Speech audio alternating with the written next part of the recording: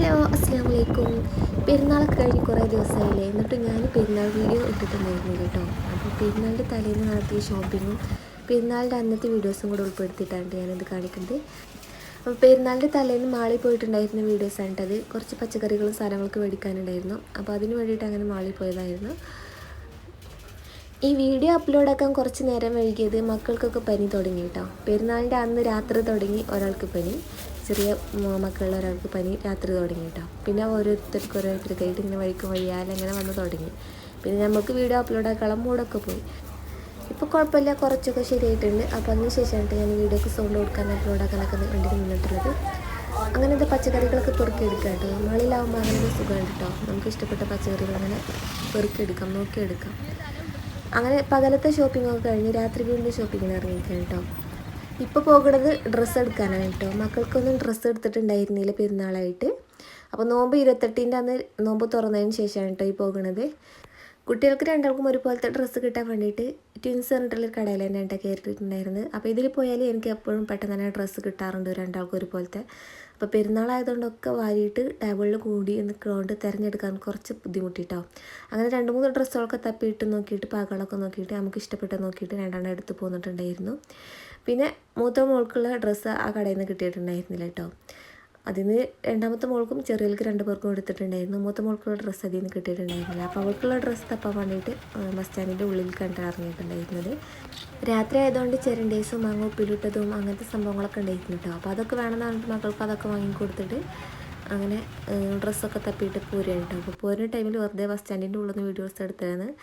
രാത്രി 12 മണി കഴിഞ്ഞിട്ടും തിരക്കിനൊന്നും ഒരു കുറവില്ല കേട്ടോ. എല്ലാവരും വന്ന് തുടങ്ങിയിട്ടുള്ളൂ. ഇത് പെരുന്നാളിൻ്റെ തലേന്നത്തെ വീഡിയോസാണ് കേട്ടോ.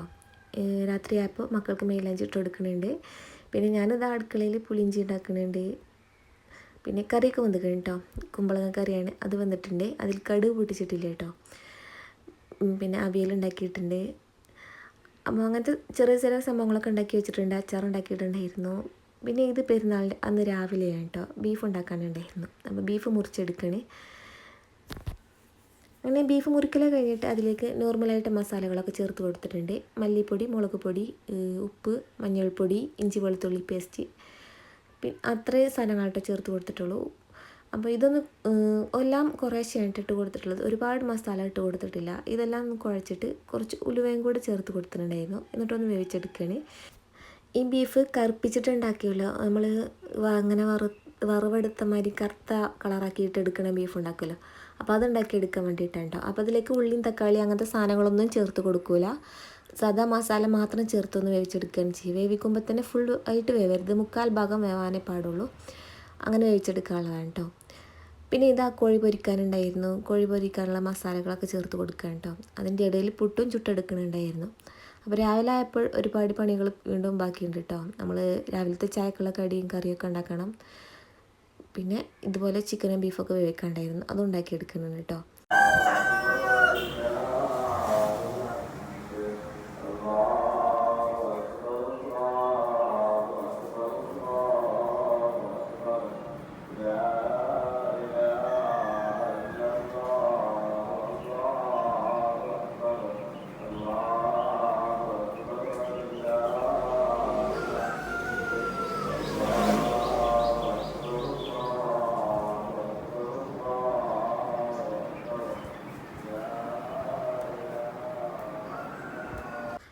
അങ്ങനെ ഇതാ പള്ളിയിൽ നിന്ന് തക്ബീറൊക്കെ ചൊല്ലലൊക്കെ തുടങ്ങിയിട്ടുണ്ടായിരുന്നു.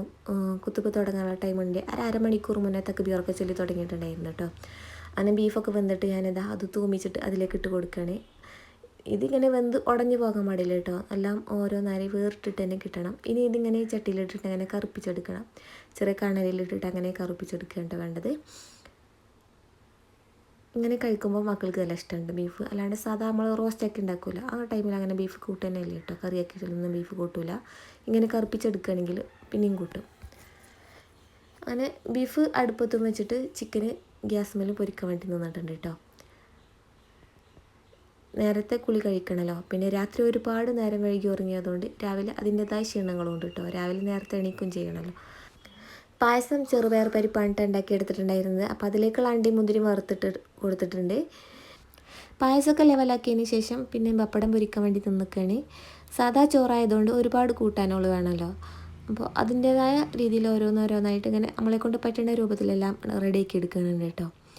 ബിരിയാണി നെയ്ച്ചോറൊക്കെ ആണെങ്കിൽ ഒരു കറിയും അതിലേക്ക് ചിക്കൻ പൊരിച്ചതോ അങ്ങനെ എന്തെങ്കിലുമൊക്കെ മതിയാവും.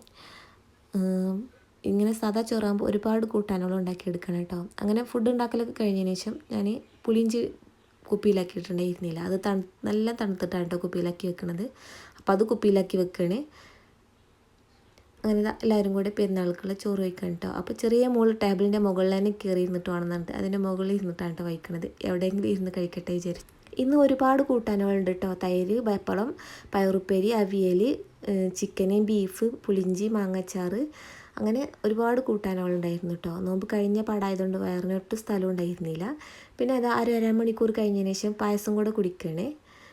ഉണ്ടാക്കി വെച്ചതല്ലേ, പിന്നെ കുടിക്കന്നെ ചെയ്യട്ടെ വിചാരിച്ചിട്ട് എല്ലാവരും കൂടെ പായസം കൂടെ കുടിച്ചിട്ടുണ്ടായിരുന്നു കേട്ടോ. അങ്ങനെ ഫുഡ് കഴിക്കലൊക്കെ കഴിഞ്ഞ് കുറച്ച് നേരം റെസ്റ്റ് കൊടുത്ത് ഒരു വെയിലൊക്കെ ആറിയതിന് ശേഷം ഒരു 5 മണിയായപ്പോൾ വീട്ടിലേക്ക് പോവാണ് കേട്ടോ. പെരുന്നാളല്ലേ, വീട്ടിലേക്ക് പോവാണ് കേട്ടോ. അങ്ങനെ ഇതാ രാത്രി ആയപ്പോൾ പൂത്തിരി കത്തിക്കലും പടക്കം പൊട്ടിക്കലൊക്കെ ഉണ്ടായിട്ടുണ്ട്. ചെറിയൊരു വീഡിയോസ് എടുത്തതാണ്. പടക്കം പൊട്ടിക്കുന്ന വീഡിയോസ് ഞാൻ എടുത്തിട്ടുണ്ട്.